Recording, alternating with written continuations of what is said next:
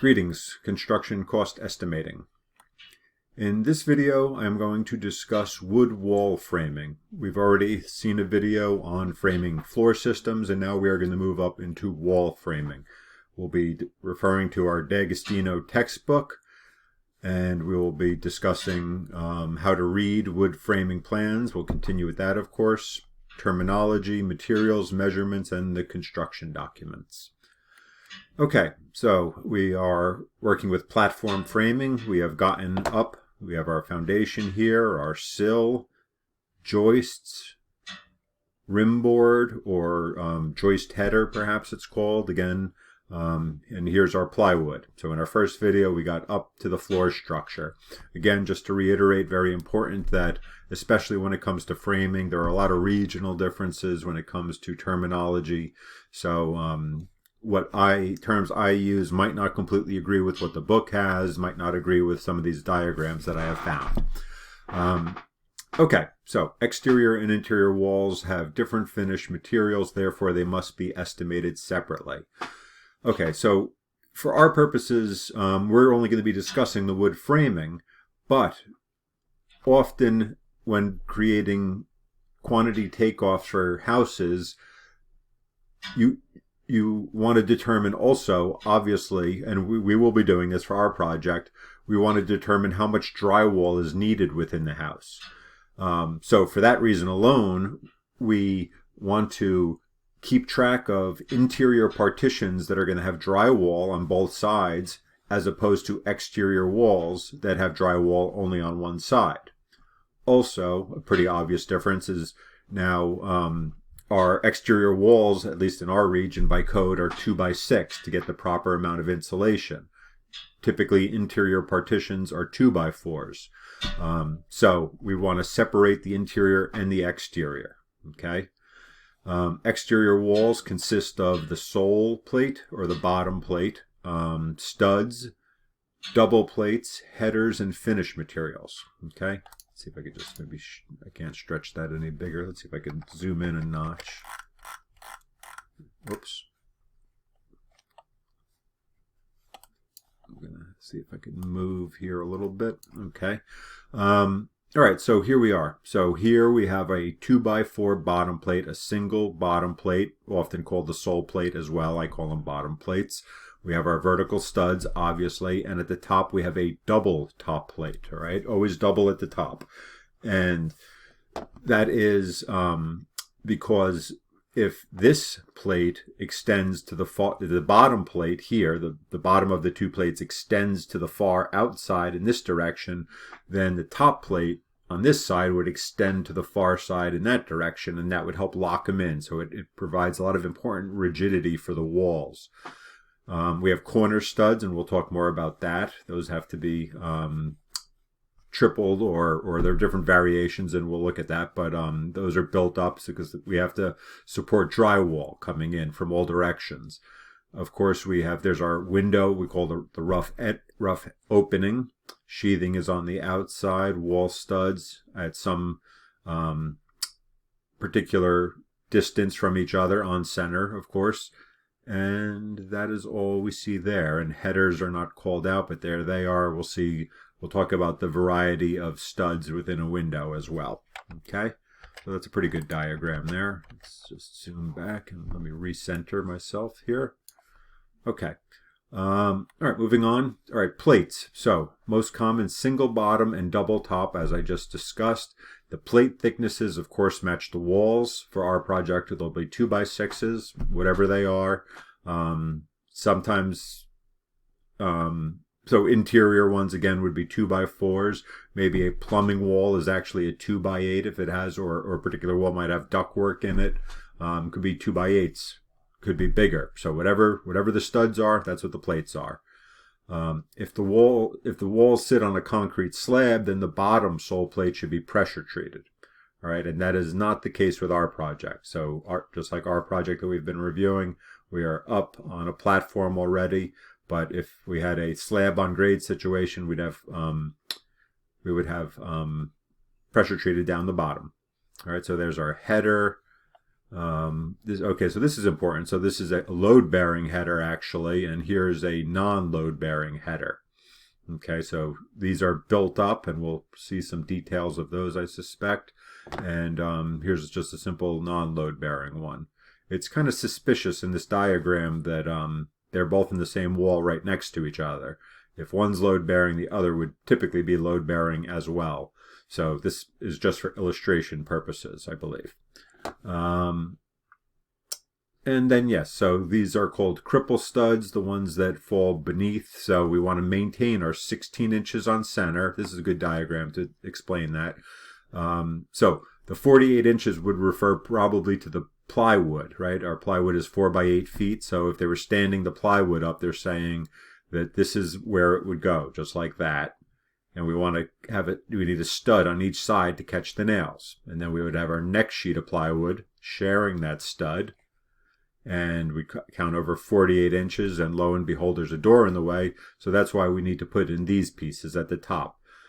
Okay, so we have to maintain the 16 inches on center, no matter how small, because there's a good chance, or a chance, that plywood is, well, there is a chance. Plywood definitely has to be nailed there. And there's a chance that two pieces of plywood might meet there. But we want to nail our plywood every 16 inches. So that 16-inch increment has to be maintained. So a new piece of plywood would start there and extend to the end of this wall. Okay, so the carpenters would lay out the 16 inches. Every 16 inches would be put down, kind of drawn on these plates at first, and then they would come back and then they would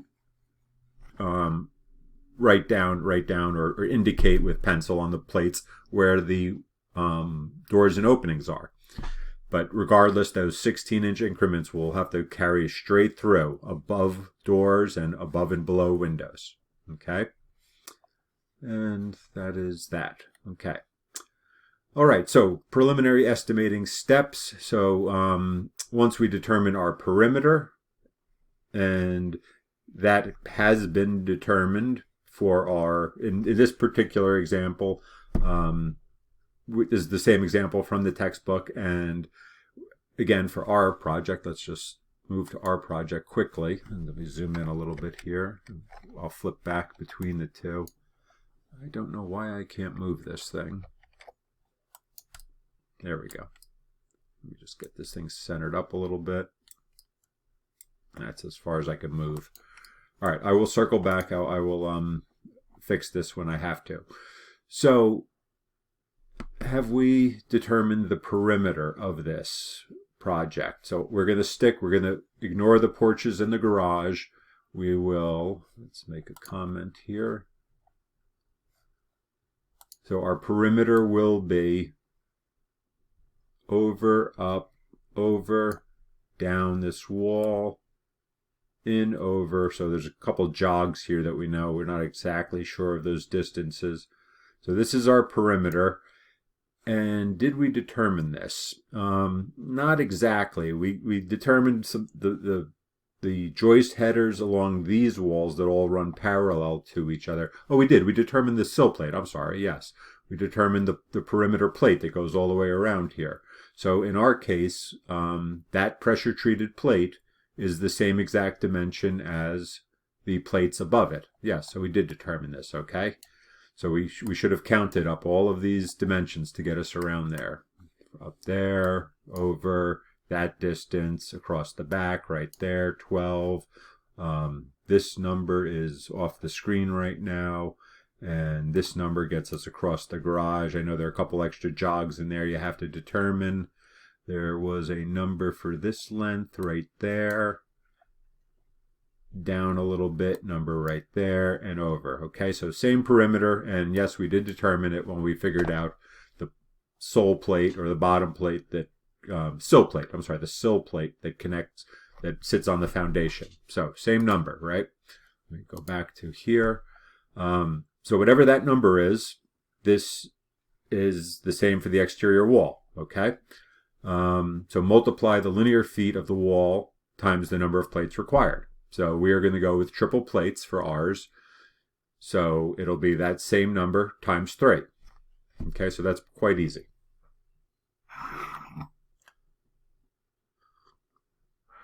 Okay, on to the studs. A bit trickier. Separated into various sizes and lengths as required. Yes, if there are any, for our project, it's going to be probably pre-cut studs. Let's go take a quick look at this. Zoom out and let's just take a look at our wall section. Where's our wall section? Here's our wall section.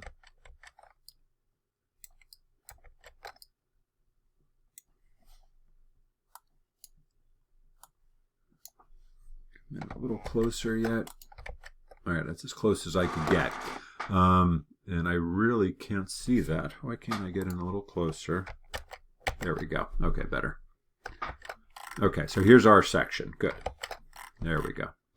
Okay, so we have, it does not call it out, but there's a single bottom plate right there and a double top plate right there. So, and this is the sill plate right down here, right? So we already determined that one. That's part of the floor system. So that length times 3, okay?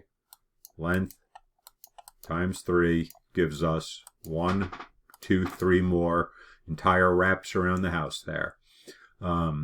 So we see a window. We always like to cut sections at windows so that we could show the headers. So we have 2 2x12s that have been put together there. Okay, so we have a 2x12 in section, looks like that, and it runs away from us like that.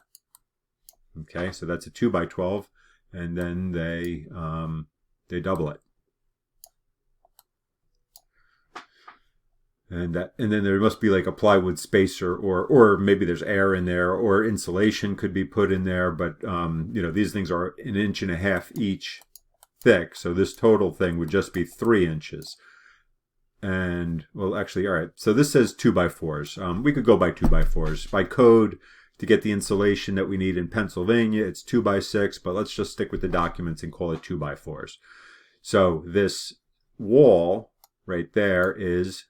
A 2x4 is 3.5 inches wide, and we have 2 headers, two 2x12s standing up. We have a 1/2 inch gap in there, and they would put a piece of plywood in there. Okay, so we'll go with 2x4s, 16 inches on center, and everything else is related to finishes. Okay, so we have 2x4s and triple. We have a single and 2 doubles. And we'll get back to the headers when it's time to see that. Okay, so that is our section. That's typically where we will find information. Every project, respectable project, should have a decent wall section to help explain things.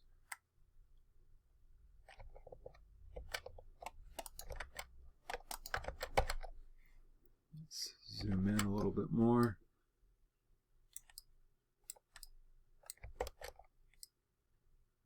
Okay, all right, let's get back to that. Okay, so studs, all right, determine the spacing, so that's our 16 inches on center. To determine the number of exterior studs, use the perimeter length as previously determined.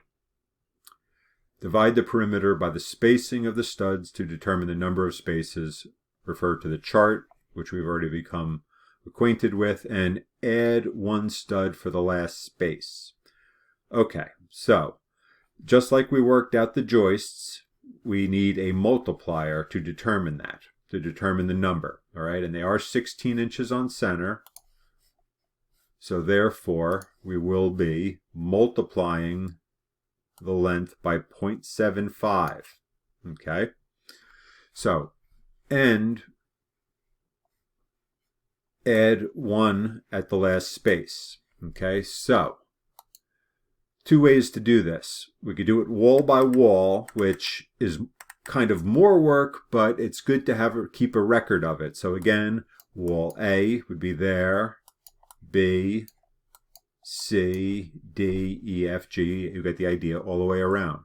So wall A is 40 feet and 40 inches and 1 inch.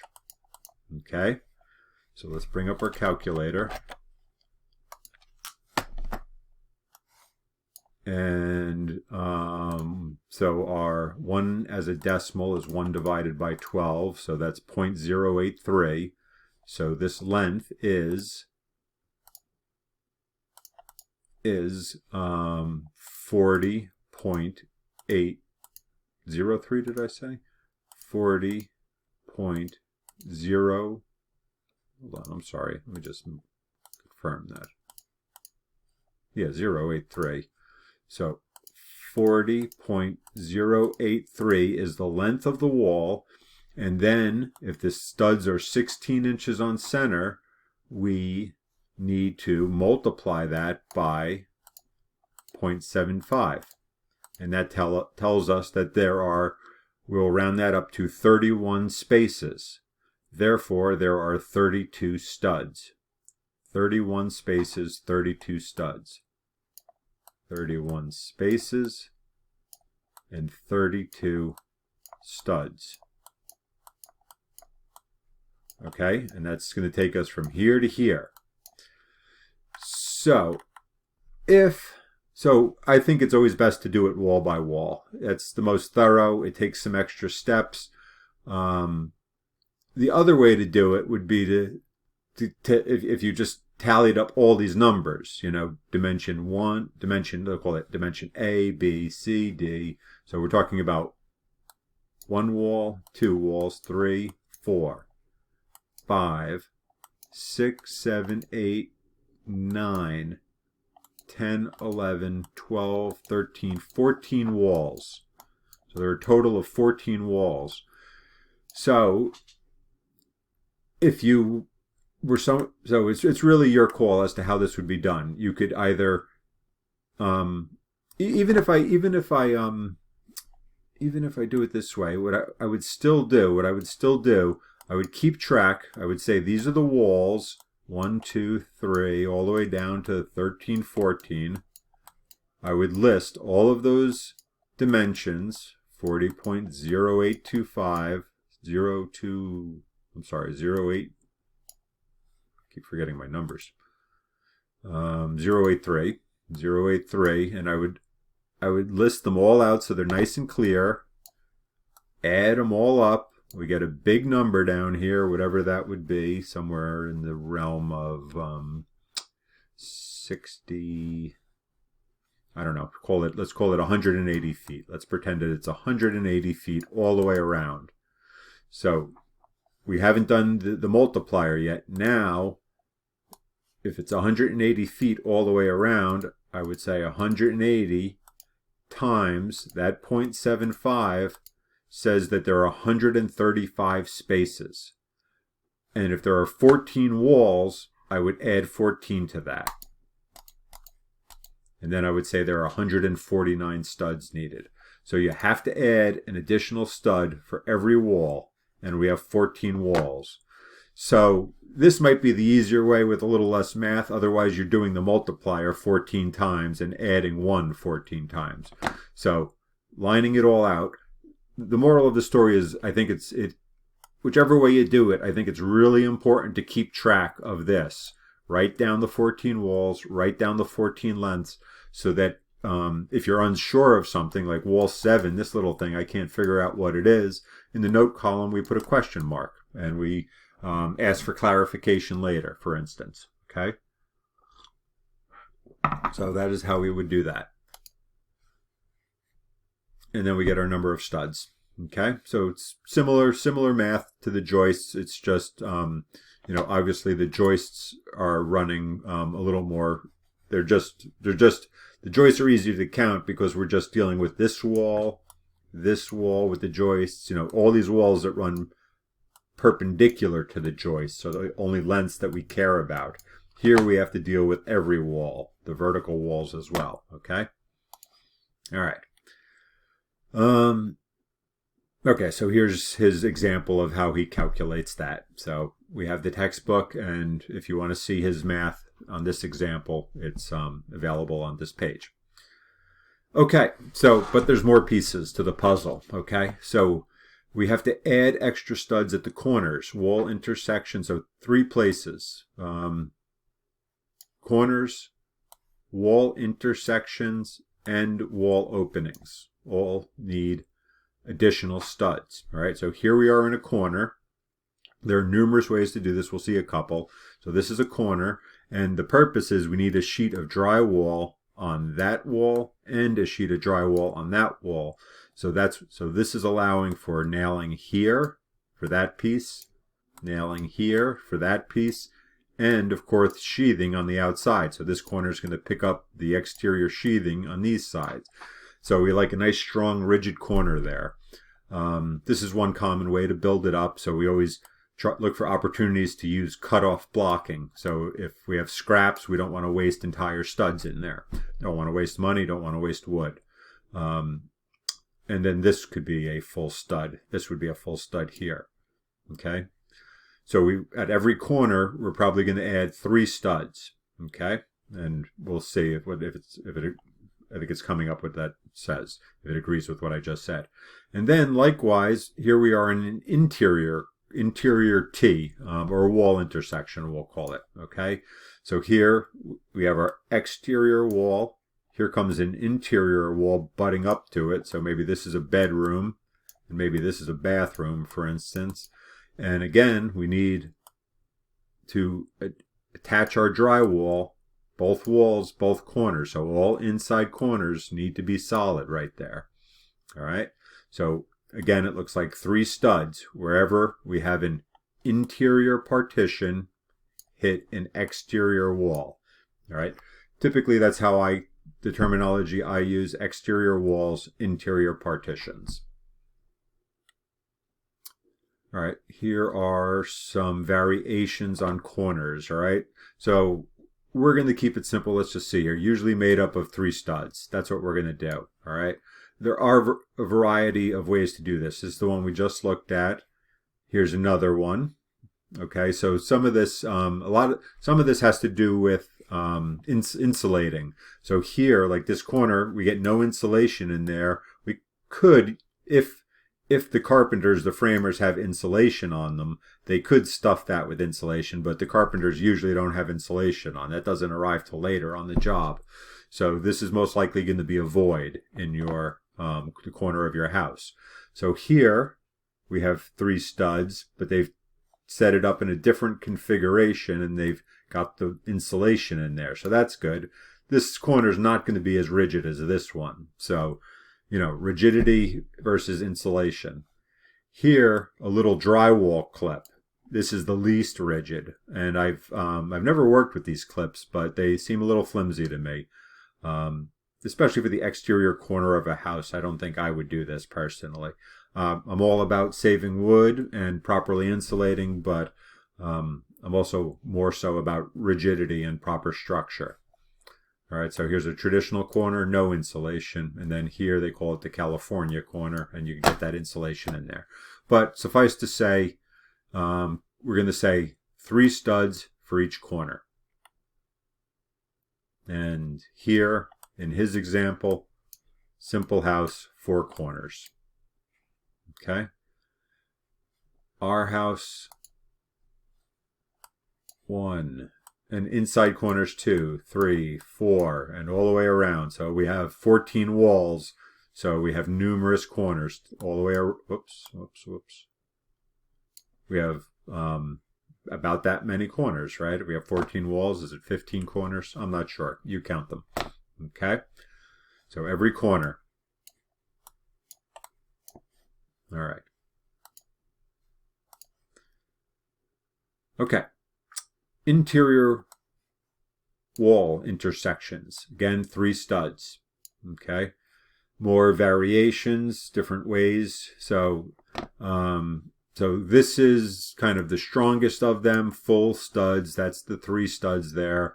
So here's one with some horizontal pieces. So we could only nail that drywall right there and right there. So I would never do that myself. Typically, the perimeter of drywall should be screwed about every 8 inches, every 12 inches, depending on what's specified. So this I would not do. That's not, you know, again, that looks like this example here. It looks like a ladder, they're calling it. There's the ladder. So nice with the insulation, but again, I don't care for the lack of rigidity there. Okay, so I would go with something like this: 3 studs for every interior. So here in his example, interior or intersection, intersection, intersection, intersection, intersection. So just that there's a door there, that doesn't change anything. That wall's still coming in. Okay, so in his example, I see 2, 3, 4, 5, 6, 7, 8, 9. I see 9 in his. In ours, let me just back this up a little bit so we could see a little more clearly. I'm not sure if we can see any more clearly, but again, we start here. 1, 2, 3, 4. So we really don't have too many here. 5. This I probably wouldn't do, actually. I wouldn't do that one. No, I wouldn't do that one. That's an exterior corner. That's taken care of. But you get the idea. There's 2 right there, 2 more right there. Okay, so where the intersections occur, where an interior partition meets an exterior wall. Okay, wall openings.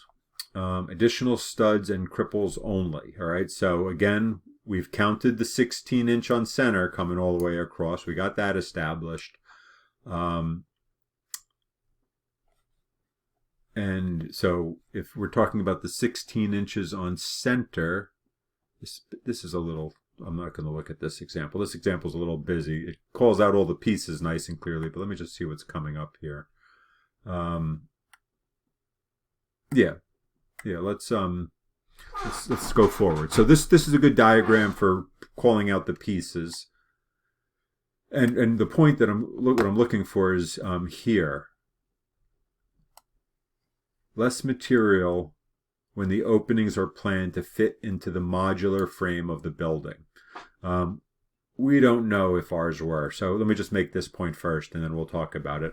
I'm not sure what this is. This is goofy. Ignore that. But anyway, here's our module, right? 16 inches on center, and there's our piece of plywood landing, right? So that's the exterior wall with nothing cut in it yet. Okay. Now, so this is the same wall 2 times, all right? So the 16 inches on center, we could see nice and clear in this one. 1, 2, 3, 4, 5, 6, 7, 8, 9, 10, 11.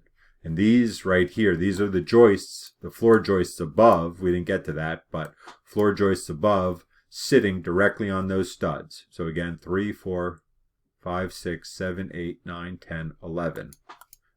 11 studs across. So this is planned properly. We have this, they don't even have the joist sitting on the studs up here. Okay. But what the designers did, the designers took the time to think about how the framing should be laid out. That typically doesn't happen. Or I shouldn't say typically, often it doesn't happen.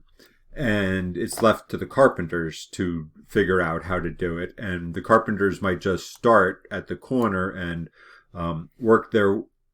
pick one corner or the other and work in one direction. And if they're not given direction and drawings, they might not realize that perhaps it was designed with the windows and the doors intentionally fitting as nicely as they do here. Typically, if a designer has taken the care to work it out this way, they should communicate it clearly through the drawings. But more often than not, designers don't figure this out, and they just kind of leave it to the carpenters, and it's the designer's fault. I'm not saying anything poorly about the carpenters. It's the designer's fault that so much wood gets wasted here. So the carpenters would lay out the 16-inch center on walls, and then they would come back according to the designer's dimensions and figure out where the center of that window is and the center of that door. And you could just see that without the window hitting that 16-inch increment, they're just buying much more wood and wasting much more wood. So in terms of sustainability, not planning wastes material and costs owners more money.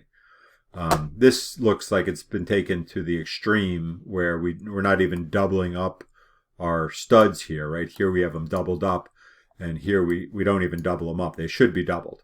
Here we've created those ladders as opposed to that, that wall intersection partition. So I appreciate the work done to save wood, but again, I think these are a little flimsy in my opinion. So I think I would design it like this, but I would definitely do double studs at doors, double studs at windows, and more sturdy intersections. Okay. But now just to, so let me just see where this takes us now. Yeah. All right. So, so here he's going into his example, and he's saying, talking about windows that have or have not been worked into the modular framing. So for his example, he says, in this example, so this is what I was referring to, there's no indication that the openings have been worked into the framing module. And that's not really the carpenter's business to figure that all out. I mean, if they're buying the wood, if it's coming out of, as part of their contract, sure, they might save money and figure that all out in advance. But that's a lot of work. It's a lot of work, and it really shouldn't fall on the carpenters to do that. If, again, that's really the designer's task, in my opinion. But he says in his example, there's no indication that this is worked out nicely. So therefore, he's adding 3 extra studs for each window and each door. Okay. And then somewhere in there, he also says it actually requires 4 studs. We're just going to go with 3. Let's just add 3 studs for each door and window. So in his example, window, window, door, double window. Yeah, we could just stick with 3. That's fine. Maybe we're rounding down a little bit, but that's okay. So I see. So then on my spreadsheet, I would say that we have missed a door. So I would say we have 2 doors and 6 windows, and then I would indicate 3 studs for each, and total studs being added is 2 doors times 3 studs, 6 extras, 6 windows times 3 studs is 18. So an additional 24 studs for the windows and the doors. Okay. All right, moving up to the gables. Let's take a look at our building and see what we have here.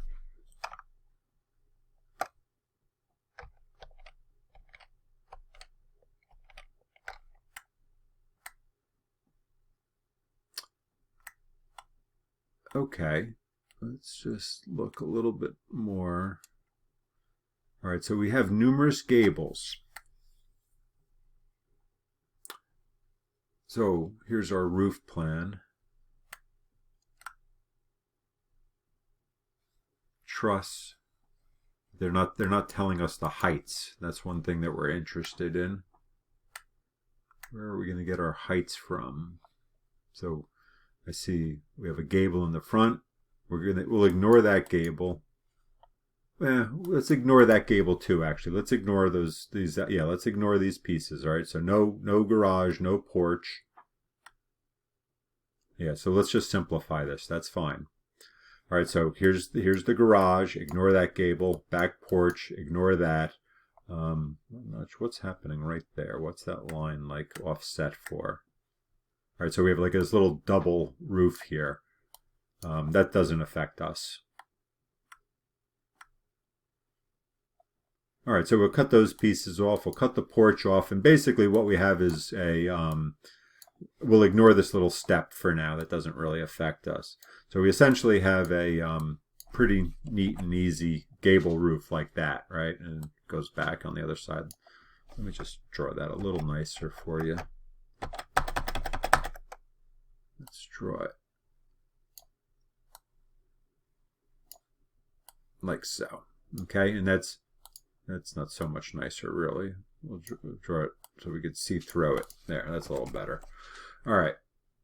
So we have our, give me 1 second, I lost my pen. So here's our ridge right across the top. That's right there. And then we have our bottom, the eave, where we hang our gutters. The eave, and the eave. So we're going to treat this like a simple rectangular building. Even though our walls below aren't simple, for our purposes, we're going to simplify and we're going to call the roof a nice simple gable roof. That's it. Okay. So what we need to determine, we need this length and we need to figure out this height. And do we have that information? Here is the question. We're not given heights on these trusses. So where are we going to find that? There, we have a, so these are the back and side elevations. We'll ignore all these gables, okay? So this could be a good exercise too. So they're not, well, there's two pieces we need. Let's get the,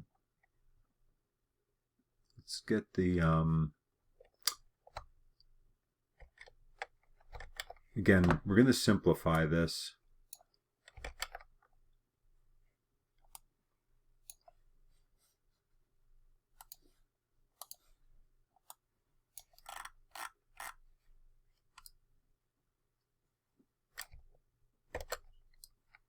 Okay. All right.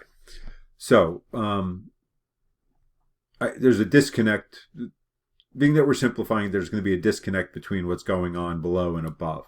Let's just pretend like this thing is pretty much sitting right here as a rectangle. Okay, I know that's not the case, but again, we are kind of expediting this whole process and need to make some simplification. So we're just going to treat it like a simple roof sitting right on top of this thing. All right, and then we have a ridge coming right down the middle. So let us treat it like it is 26 feet and 4 inches wide. Okay, that's what I was looking for there. So this dimension right here, 26 feet and 4 inches is 1/3 of a foot, 26.33 feet across. All right, that's the gable we are looking at. It looks like this. It is 26 foot 4 inches or 0.33 feet wide. So then therefore half of it is 13 foot 2. From here to here is 13 foot 2. And then how tall is this? That is our question. That's what we have to determine. So I would come here and see right there that it is 612 is the pitch. It looks like that. So for every foot that we go in this direction, we go up 6 inches. Okay? Every foot of run, 12 inches of run, equals 6 inches of rise. Okay?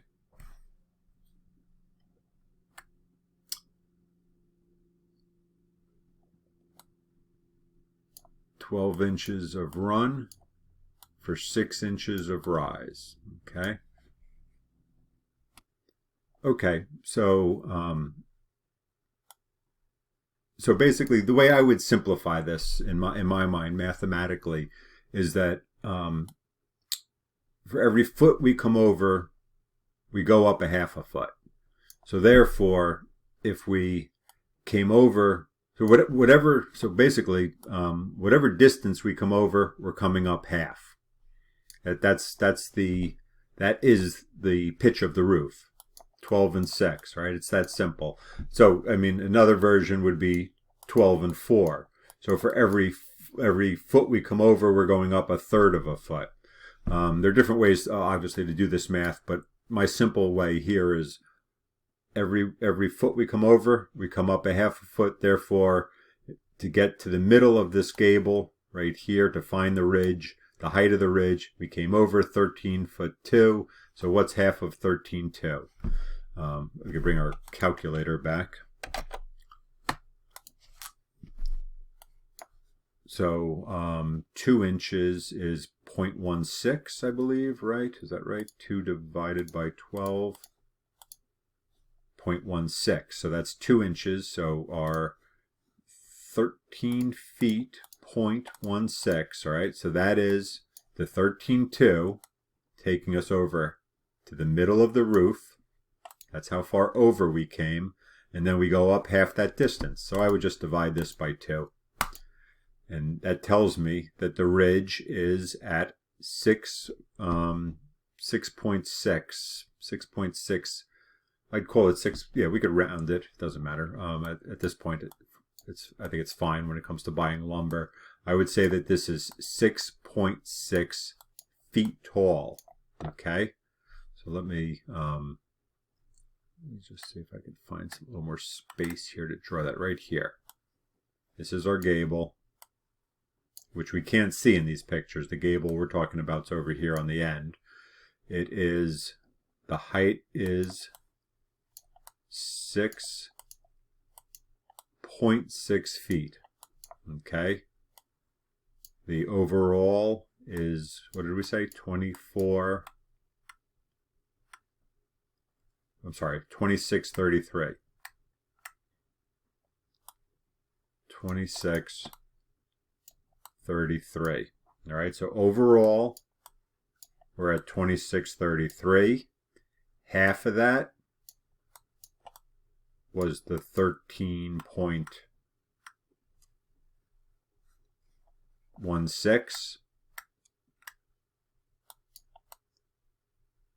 And being that we are building a 612 roof, every foot we come over, we go up a half a foot. Half of that 13.6 gives us the height of 6.6.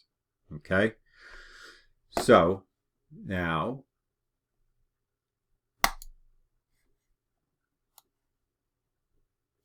it says, look at his example.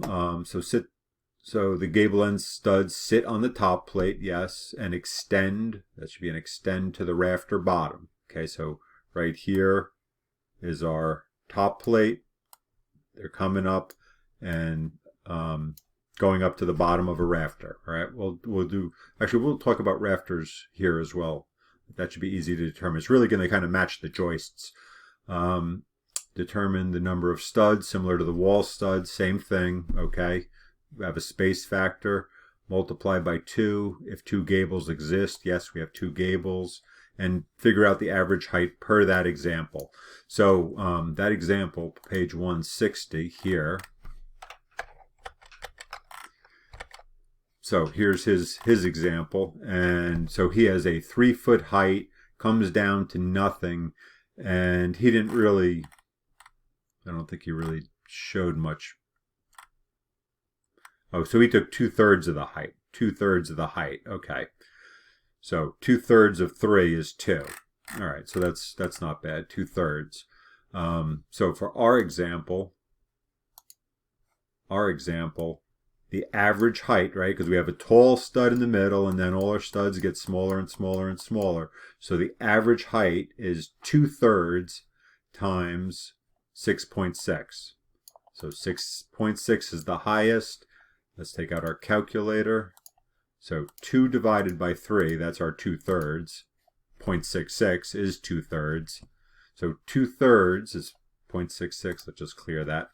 So we have 6.6 is our tallest stud right there. And if we're trying to figure out what the average stud is, somewhere in there, let's just multiply that by 0.66. Gives us an average stud height of 4.3. So we're going to treat this gable that has various heights as if it looks like this, with an average height of 4.3. And we will be buying a big pile of whatever, 8-footers, 12-footers, 16s. We could think about that. I mean, it'd probably be, well, here, I mean, the tallest one is 6 feet. So, I mean, it could be 8s. You can buy 8-footers. That's not really that difficult. We don't have anything longer. So then we just have to determine how many of these 4.3-foot studs we need. And then we just go back for that purpose. we just get right back to that same number, 26.4, right? So this is exactly where that gable is. We have a gable right up there and a gable right up there. So how many studs does it take to get this gable up? 26 feet 4 inches. That's how long that is. Multiply it by the 0.75.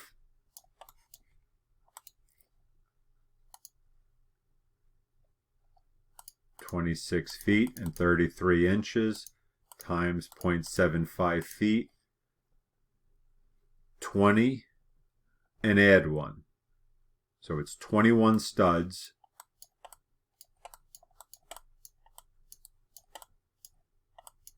times 2 gables, 42 studs at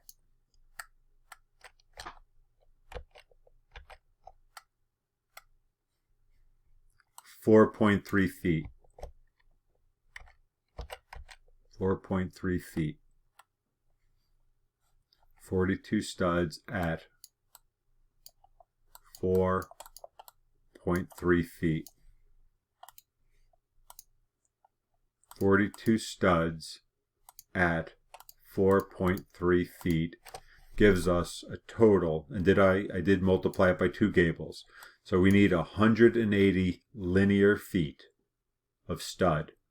If we get 8-foot studs, we should buy 23 studs. I'd round it up to 24. Okay, so a little tricky. I worked it out for you. You have to make sure you understand it, and you have to obviously depict it clearly in a sheet, in your takeoff. Okay, so I think that takes care of the studs. All right, thank you and good luck.